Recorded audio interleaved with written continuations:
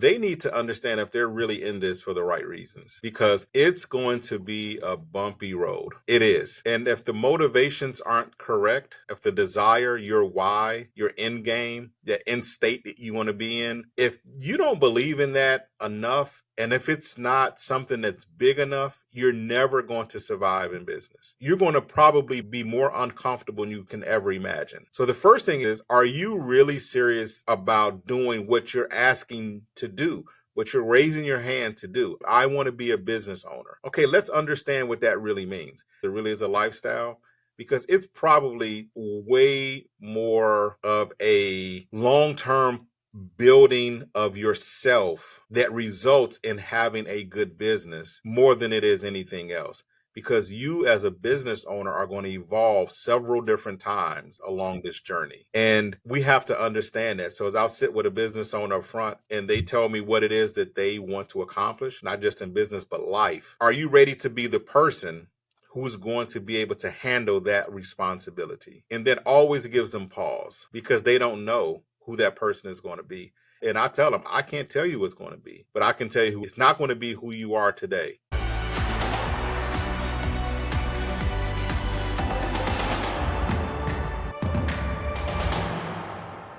All right, Tony, do you mind telling us a bit about what you do?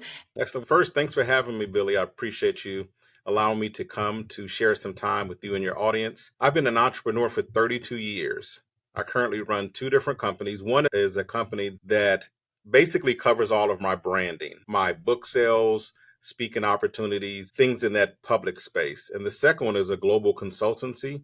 So I help small businesses with less than 25 team members expand and scale their companies. That's awesome. And so how many companies have you worked with so far for each business, I guess you could say? I would say a good number on both, more on the consulting side over the years, informally and formally. I really love that space. It's something that I'm just very well known to do internally, meaning that it's something that's true to me. So it's very easy for me to deliver the solutions that companies need, because it's second nature to me. The speaking and authoring, I just became an author 2 years ago. So that's still relatively new, and still trying to come to grips with that title. It's just, when people say author, it's kind of, who are they talking about? Definitely. It's like, it seems like something that somebody like famous would do. Oh, it's me. It's just, oh, wow, I can say that now. Yeah. So that's really cool. And so tell us a little bit about your book. You wrote a book called The Gift of Pain. And so I'd love to hear more about it and what inspired you to write it. Sure. Gift of Pain is a memoir, and it details basically snippets of my life, but those times of my life when I felt different challenges and situations I wasn't really sure how to deal with and how to overcome and how to get past them. And it was really me sitting down, taking inventory, trying to figure out how I was going to deal with the situation I was in at that time. So I really wanted to understand, I know I've been through things worse than this. How did I get through those? And we tend to forget. So I started just writing down those situations, and it turned into some information that I thought would be helpful to other people. So I figured that after 109,000 words into this diary to myself, I need to organize it. And it turned out to be 353 pages of my life. And I'm happy to share it with people, and I've gotten really good feedback. More than that, though, it's been very therapeutic for myself. So it's not a work of love, because I didn't intend on doing it, but it was definitely something that helped. Yeah, definitely. How did you go about that process of figuring out what to keep in the book, what to take out? I assume it was a lot of editing to go from 109,000 words down to 300 some pages. So what was that process like for you? Interestingly, I didn't really take out anything. I Oh, didn't. The editor, when I sent it over to her, is a young lady named Jara. I've been working with her for years. She took out almost 100 pages worth of content. Save it for the next book. But I didn't hold anything back. I put in there, it was really just a brain dump. So as you can see, I really didn't plan it being for anyone or anything along those lines. It was just really a brain and heart dump. So I kept everything in that I wanted to express, whether it was vulnerable or embarrassing situations, crazy situations. I just left it all in there. It is what it is. That's my life. yeah, you were just being raw and authentic with who you are, and that's great. What can somebody, if they're interested in reading the book, what's that overarching high level summary that you might give for somebody who is interested? A couple of different takeaways. One is your current circumstances truly do not dictate what your future is going to be. I think that's a lesson that There's a line that goes through the book, and that's one of the lines. I think the other thing is difficult of a situation as we all face or we're in today. You will get through it, and you don't even have to know how.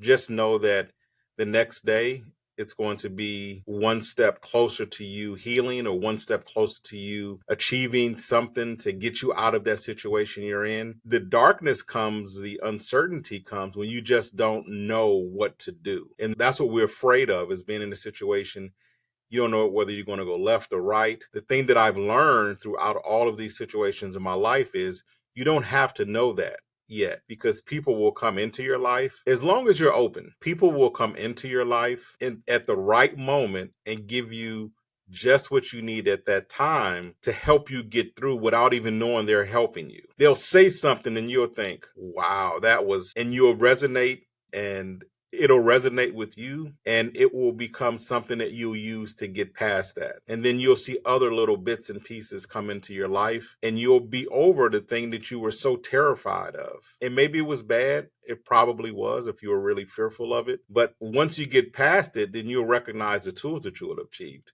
So that's the second aspect of the book. That's powerful. Yeah. I've done a lot of that, like realizing, looking back, how someone really influenced me in different ways. And then also just realizing too, you go into some things thinking that you're going to gain one side of things out of it, or you're thinking you're going to go there and that it's really not going to have a big impact on you. And then all of a sudden somebody says one thing and you're just like, whoa, like mind blown. How did that? I didn't even think about that. And then now I'm like thinking a whole different perspective. So that as some of the stories that you tell in the book. Yeah, many times.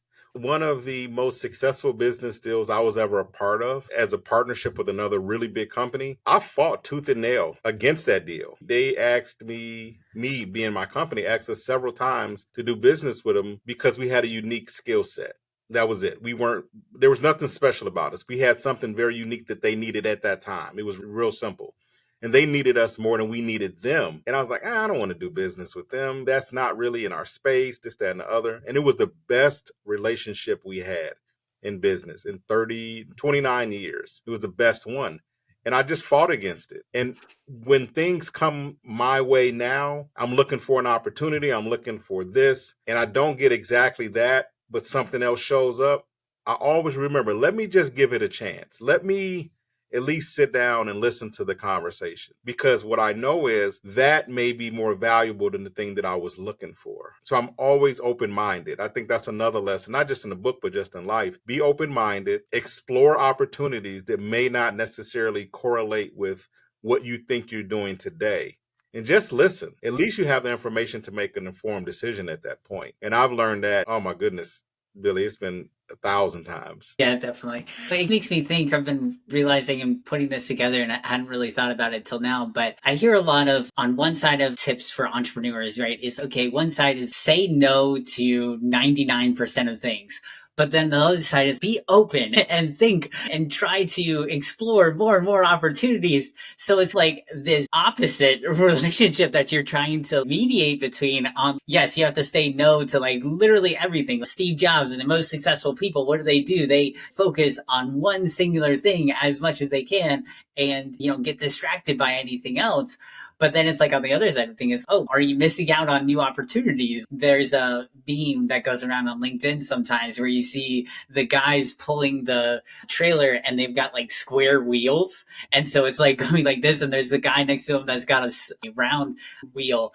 And he goes, look now. And they're just like too busy, can't. And they're just like going around on their square wheels. And so it's like the line is on that meme is, are you too busy to pay attention to what could exponentially grow your business?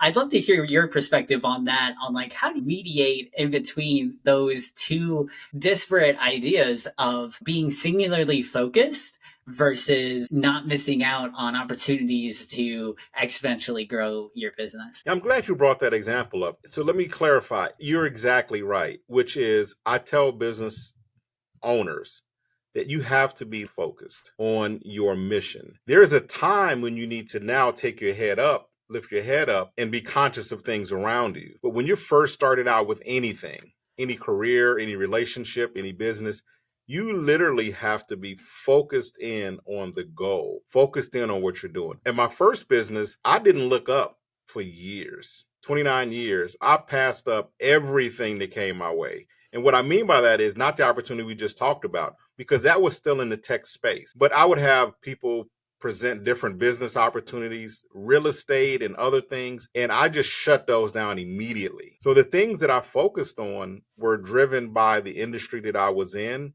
and the road that I knew I was already on and our company was on. So the particular engagement that I was referring to was just a different aspect of IT, which we were familiar with. We just weren't doing yet. So that wasn't a far stretch, but you're exactly correct. There's no way to be a jack of all trades and be very successful, but it's a matter of timing, meaning that later in life, like right now, when I'm saying that things may come my way, I'm still going down an area that I'm very focused on, right? The most recent company is a 5-year shelf life. That's it.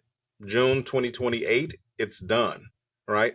So I'm very focused on that end date, and everything that I have to accomplish between now and then has a limited shelf life. So I'm not going to be distracted when it comes to that particular business. However, I know a lot of people, and just like a lot of people, and people will bring opportunities your way. It may not necessarily be a business opportunity. It may be an opportunity for some charitable work.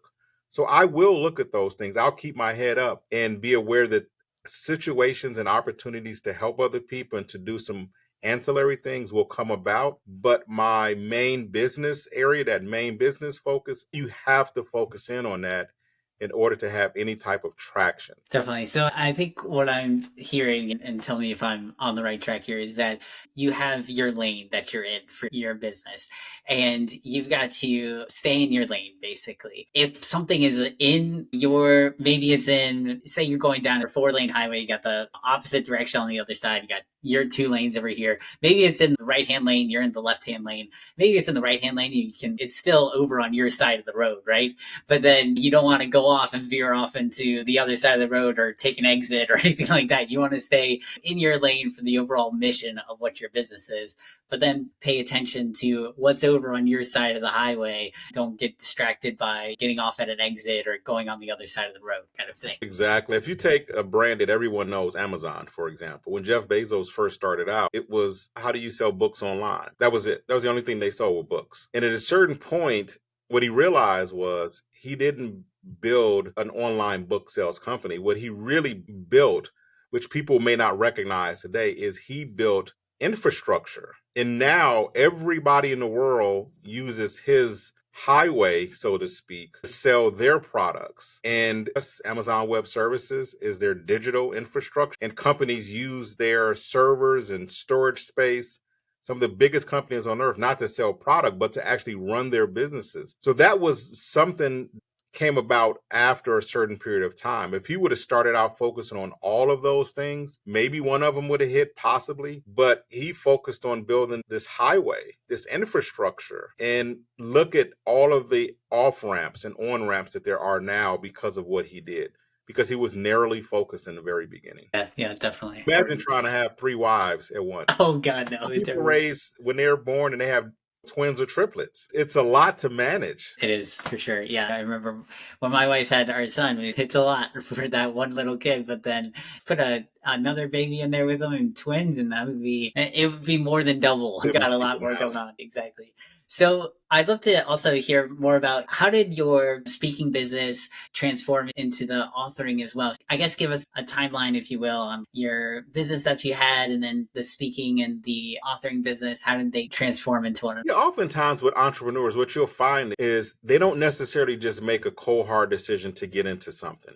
It usually is an offshoot, or is usually something that's closely tied to something you've done, and now you want to formalize it a little, do more of it. So over the years in business, I've always had to stand up and speak in front of audiences, whether it was in a conference room with 20-something employees, whether it was in a business meeting if I was the head of an association, which I was at one point, or I was on boards who had to stand up and present. So all of those things led up to now saying, okay, maybe I can formalize this as opposed to just doing it out of the daily routine that I've had all of these other years. So what I did was I decided to join Toastmasters because I figured I need to now take the raw skills that I had, that I learned organically, and to pair that with a formal process that some of the world's best speakers have gone through.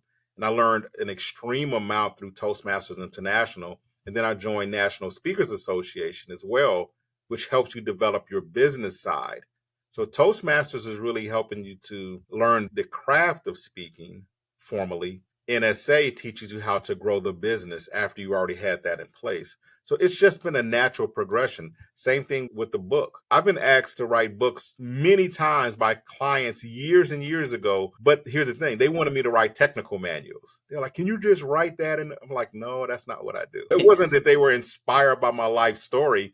I just had a unique set of skills from a technology standpoint when I first started out, and they wanted me to document that. I had no desire to write a tech manual. But then here you are 20 something years later, just pouring out your heart in a book. So it was, I guess it's speaking and being an author was a natural thing for me. Same thing like helping small businesses. It's natural because I've been a small business. I'm 52. I started in business when I was 21. So the majority of my life I've been doing this. So it's just natural to me. Yeah, definitely. I would love to dive more into your consulting business where you help small entrepreneurs.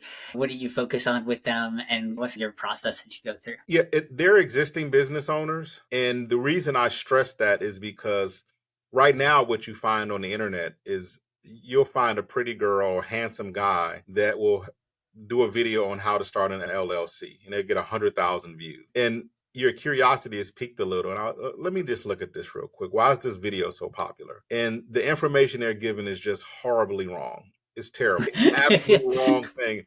And I'm thinking that's not how it works. No. So that's why I try to start with, not try, but that's why I start with existing business owners. And what I'm looking at are people who are serious about growing and scaling their business. Growing a business is one thing where year over year, you get a little bit more revenue, or you hire one more person, or you introduce a new product.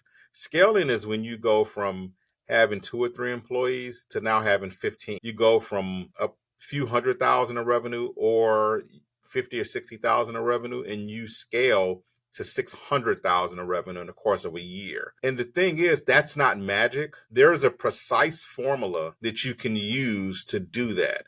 And it's all about processes and systems. So I show companies how to do that. Again, I don't walk around saying I can 10x this and this, that. That's not how it works either. Nobody can do that for your company. So what I do with business owners is shift their mindset. Do you really want to grow the way you say you want to grow?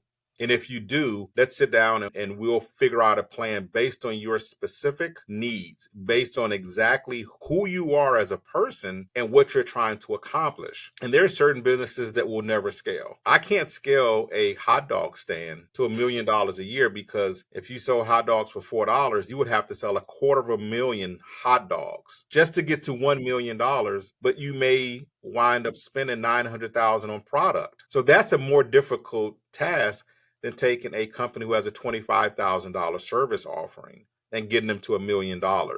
We can create processes. We can replicate systems to do that. And that's really the key to scaling. It's what's behind the scenes. It's not social media. It's none of that. This is real work where you have to talk to real people. You have to offer real products that are sustainable and services that are sustainable, as opposed to just maybe an online course that may live there for 6 months. The owner will make some money off of that, but they're constantly going back to trying to start from scratch. So I'm talking about having a business where you create a machine that just generates money over and over again, even when you're on vacation. And it's a process that just works seamlessly. And you have to nurture that, though. It's difficult. It's a lot of work, but that's what I do with my small businesses. Yeah, definitely. And what do you see as like some of the biggest mistakes that people are making when you come in to help them start scaling their business? I think it's fighting with what the narrative is on the internet. I think that's one of the biggest things.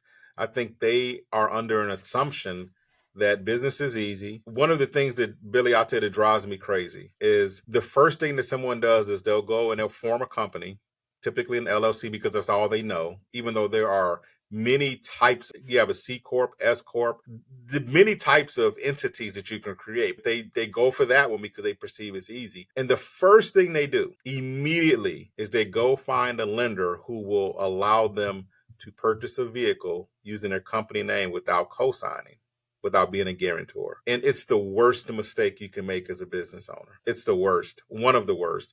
And it's not that it's a vehicle. You don't open your door to your business and immediately the next day now create debt for your business and you have no revenue. It makes no sense whatsoever. So that's one of the biggest things, is buying into these notions that now that you have a business entity, you can start just drawing money out of the company. You can start buying cars and you can go travel.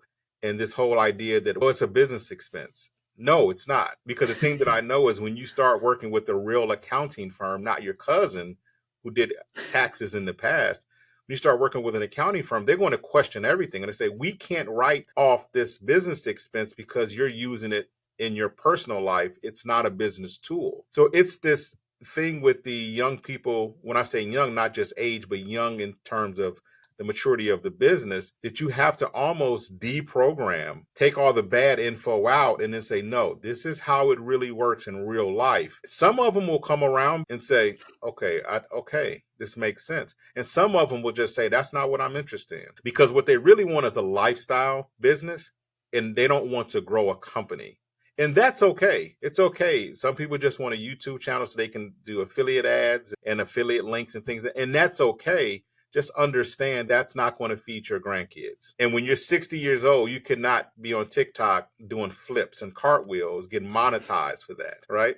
So what are you going to build that's going to outlast you and it's going to provide for your children and your grandchildren? That legacy, what are you going to build? Because if you're doing that when you're young, the trendy stuff, when you get to a certain age, it's more difficult to pivot and to maneuver.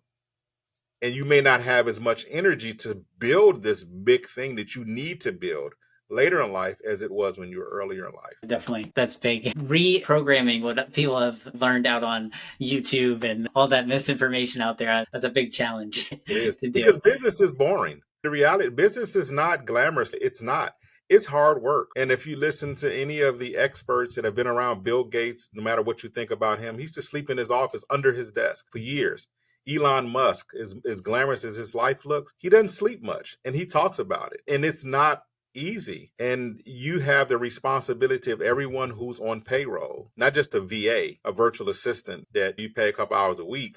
When you have people on payroll that you're paying income tax on, and these people have college tuitions and mortgages and rent and car notes and tuition to pay for their families and medical bills and insurance, it's very sobering to do that for one employee. But what about when you have dozens and hundreds and thousands? This is real life. It's real life.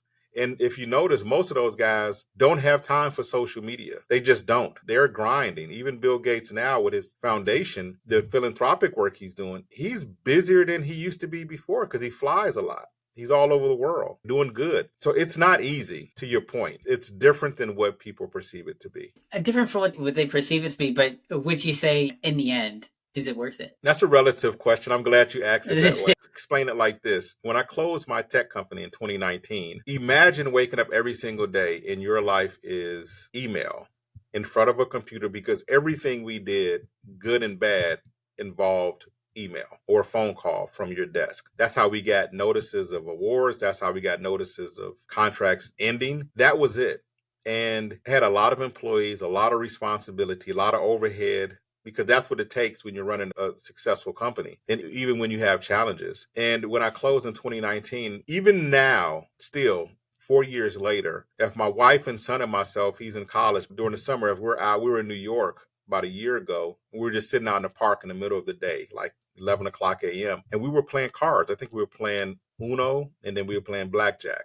We're just sitting there. And I leaned over to my son, who was 19 at that point. I said, "This is the weirdest thing." And he said, "What?" And I said, "Part of me feels just very irresponsible that during the quote unquote business day, I'm sitting out in the park in New York playing cards." And I said, "Real business people, what I've been doing my whole life is at that time, you're not even eating lunch. You're in the office grinding. You're calling customers. You're dealing with challenges. You're bidding on new opportunities, and it doesn't go away." And when I look back now, my wife told me about a year ago, she said, "This is the most present you've been in years." Even though I thought I was present, I was physically there. I never sacrificed family time, but mentally, Billy, you are always at a different place than where you physically sit, because your mind is thinking, you have payroll in 2 weeks. You have this project ending in 6 months, but you have 10 people tied to it. How do you replace that so that in that time frame, you don't have to let these people go? So your mind is always ahead, forecasting and projecting. And so when you ask if it's worth it, the thing that I would say is, I think it's a very personal question for each person to answer. In my case, it was absolutely and absolutely is today worth it because of all the good I've been able to do for myself, my family, the community at large, people around the world. So even when it's tough, when I think about the charitable work we've done, it brings a smile to my face. And I think about the people who we gave jobs to, these young people that would have never gotten jobs in the tech industry at that age, to be exposed to the biggest companies on earth, to sit down in a conference room and talk strategy with these people. That brings a smile to my face. The tough times, you don't want to go through those, but I wouldn't trade them in. So it's all relative. And my answer to you, in my personal experience, it was 1,000% worth it, and continues to be today. Yeah, that's great. I'm glad you were able to have that experience, be able to go through that. That's awesome. And what would you say has been your experience working with clients who are looking to grow their business? What is one thing that you'd like to have them first get started on when you guys start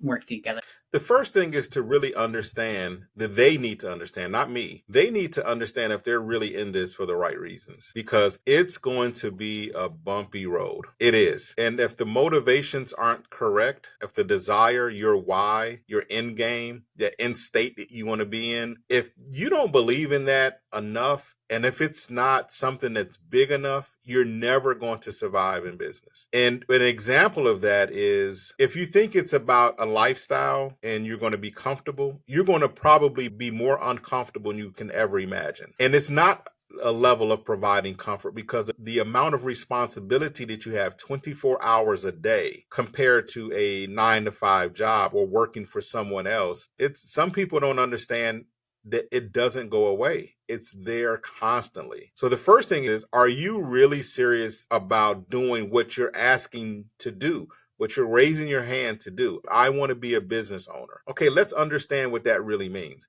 That's the first. If they can't convince themselves, then I'm not convinced. Then I don't have to work with them, because I know the result. I know what's going to happen. As soon as there's a bump in the road, they give up. And that's okay if they decide that this is not the lifestyle for them, because it really is a lifestyle, because it's probably way more of a long-term building of yourself that results in having a good business more than it is anything else, because you as a business owner are going to evolve several different times along this journey. And we have to understand that. So as I'll sit with a business owner up front and they tell me what it is that they want to accomplish, not just in business, but life. And then here's the thing that I always ask them: are you ready to be the person who's going to be able to handle that responsibility? And that always gives them pause, because they don't know who that person is going to be. And I tell them, I can't tell you what's going to be, but I can tell you who it's not going to be. It's not going to be who you are today.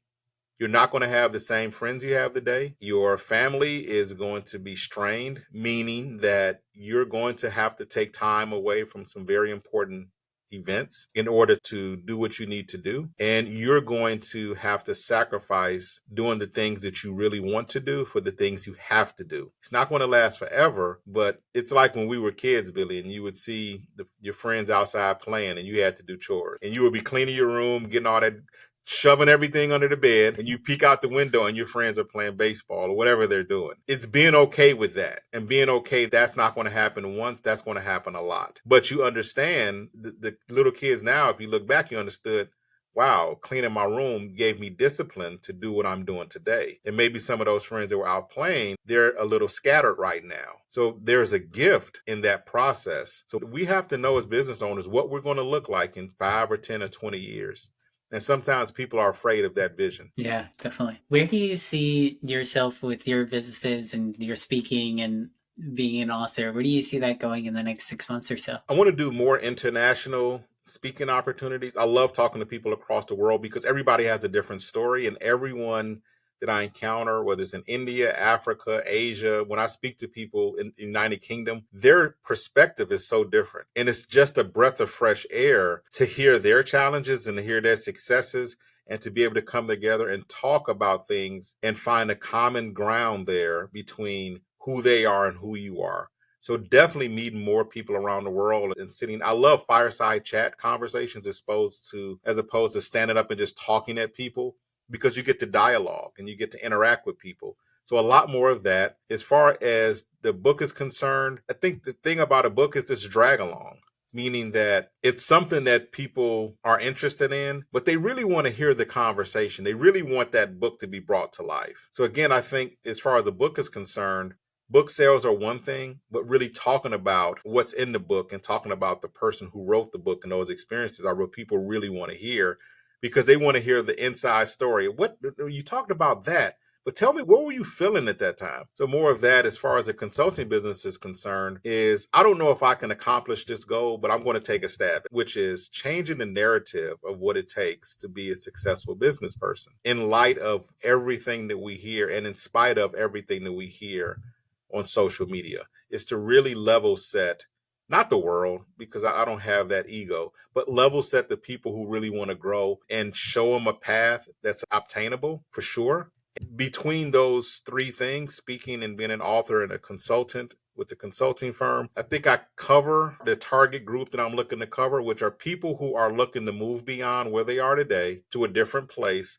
And I want to be a part of that process with them as an individual and with the company. Yeah, that's great for sure.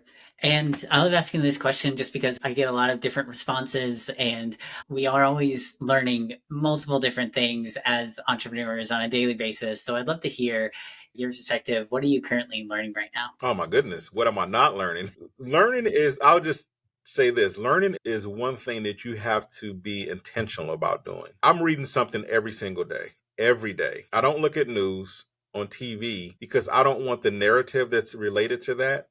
However, I skim through articles to get the headlines to see if I want to dig into the story. So that's one thing. That's how I keep up with current affairs. I don't want to hear the pundits on either side discussing it. I'm intelligent enough to read an article and translate it myself.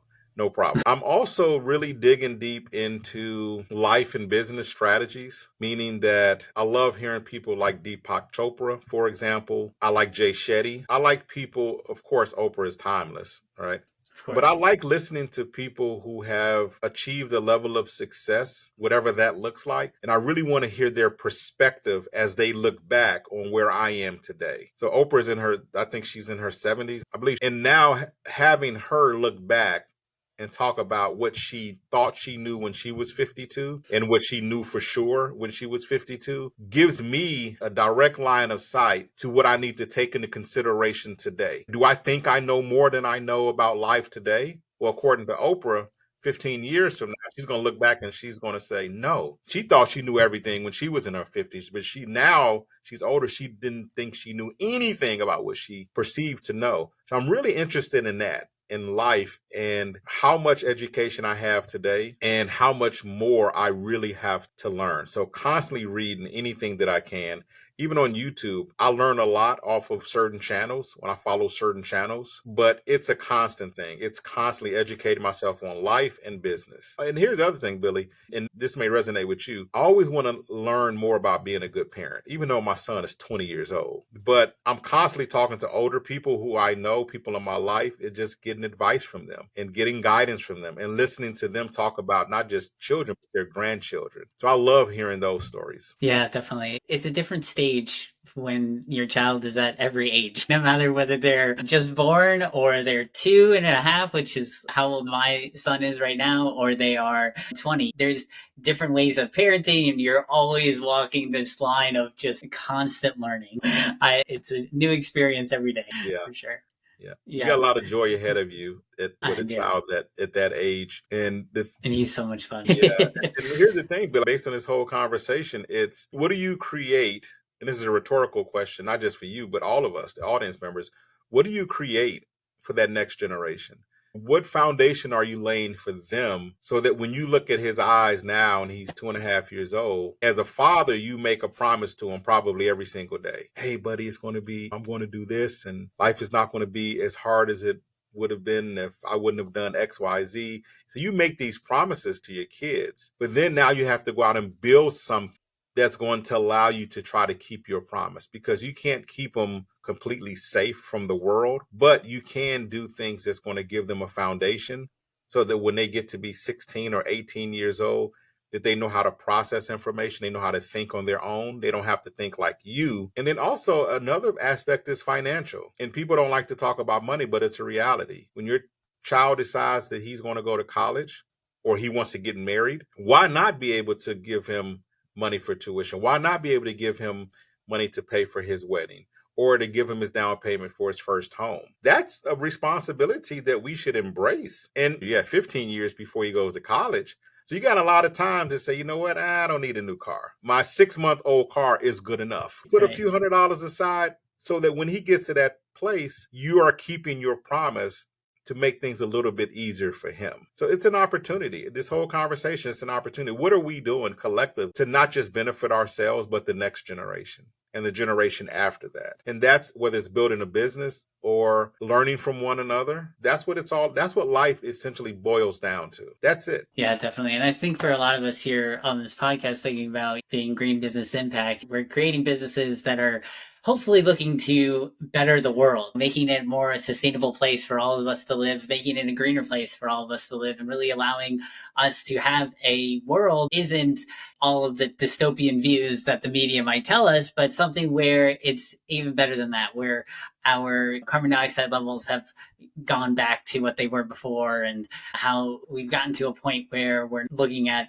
irreversible climate change kind of thing. And I think that's a lot of us are looking for that, looking to build businesses that are going to extend beyond our generation, have a positive impact on the world. So it definitely, coming back to that, how are you going to impact? What are you going to leave for your children? What is your impact going to be? I think that's a huge part of this conversation as an opportunity, but also this podcast is really showing and speaking to those people who are looking to make a difference in that way. So I lived in Puerto Rico for 9 years. We were boaters when we were there. Just got back to stateside 2 years ago. So we were boaters. When you're out in the ocean and debris, somebody tossed over a can, it sticks out. It's not normal to see just a pop can in the ocean, right? I'm a scuba diver. Every now and then you'll see some debris at the bottom of the ocean. If it's 25 feet or 100 feet, you'll see some debris and it sticks out like a sore thumb. And what happens is, whether I think it's going to kill all the coral reef, I don't know that. Right? I'm not a scientist. I don't know that. But let's just take from a practical standpoint. When you're out in the ocean and you're in a boat and you have props, your propellers, which is propelling the boat forward, and people leave debris in the water, it tears up. Now you got a $20,000 repair on your hands, right? Because somebody dumped a bag of garbage in the ocean. And that's not a stretch, because I've gotten fishing line tied up in props and it'll seize that prop up. Now you have to get a boat towed. Now you have to spend thousands of dollars to get it repaired because someone didn't care. They just tossed this thing into the water. When you drive down the street, there's a bunch of garbage on the ground. Even if you don't think it's good for the climate, let's just not pollute. Let's just be human and just put stuff in the garbage can. Hold a can of soda on the boat until you get back to the marina and then toss it in the garbage can. So there are a lot of things that we could do that have nothing to do with the environment that could be a benefit to it. But what about just being human and being respectful and not throw stuff on the ground? Things of that nature. Even if we don't have a business that's directly tied to being green or socially conscious, not just the environment, but socially conscious to help people. Here's the thing. Strive to have a business that's profitable, because then as a business owner, you can take the profits from that company and do charitable work for the causes that are going to get you where you want to go.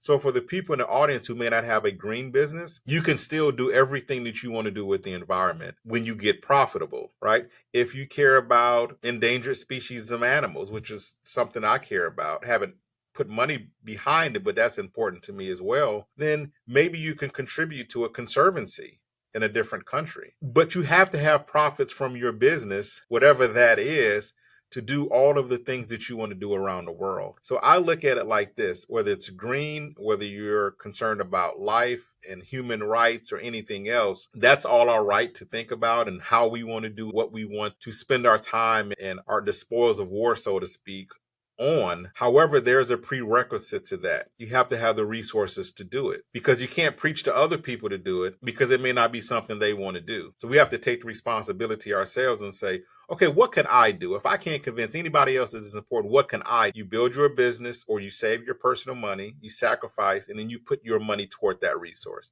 Because if something is important enough, you're going to put the resources behind it. So that's the thing that I would encourage with the businesses who are listening today, and they may say, really, I don't have a business directly tied to saving the world. Yes, you do. It's an indirect tie. Just become profitable and stay profitable and find a charity and find the organization that's helping with that cause and support them. So I think that's another aspect of it. Yeah, definitely. And just to wrap it up here with this last question, if anybody would like to reach out to you, get in touch with you, find out more about what you do, how can they reach out to you? Sure. They can go to my website, which is tonyrkitchens.com. My social links are at the bottom, and I'm very responsive as well. I'll say that. Because as a business owner, how can you not respond to people who are trying to connect with you? There's a lot of businesses that do, and you'll reach out, and then it's how do you let those leads go? Yeah, But people that some people call and do. they say, women, is it you? Yeah, that's the number that you call. Yes. Yes. Yeah, What definitely. else would it be? Tony, thank you so much for coming on Green Business Impact Podcast. I really appreciate having you on, talking all about what you do, your speaking business, your consulting, the book you wrote. So thank you so much for coming on the show, spreading your wisdom and insights. Thank you so much. And I look forward to having you back on someday.